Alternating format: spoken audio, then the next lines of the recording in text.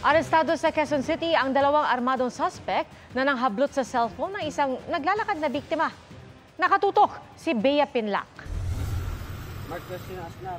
Sa kulungan ng bagsak ng 19 anyos na lalaking ito matapos umanong manutok ng baril at nakawan ng cellphone ang isang 24 anyos na babae sa Scout Torillo Street sa Quezon City, Sabado ng madaling araw. Nagse-cellphone pa ito habang naglalakad. So distracted, nagkataon na may dumaan itong dalawang holdupper natin.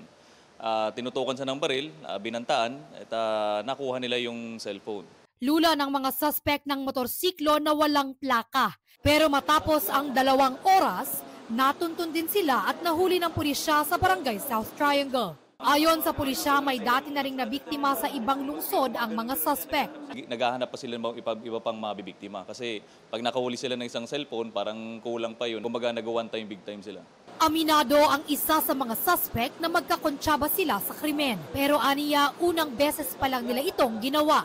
Oo, alam namin niya. Alam namin yun. Na mali yun. Nahaharap sila sa reklamong robbery.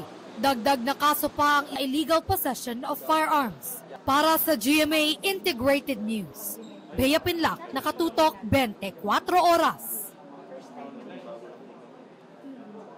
Mga kapuso, patuloy na tumutok sa mga balita. Mag-subscribe sa GMA Integrated News sa YouTube.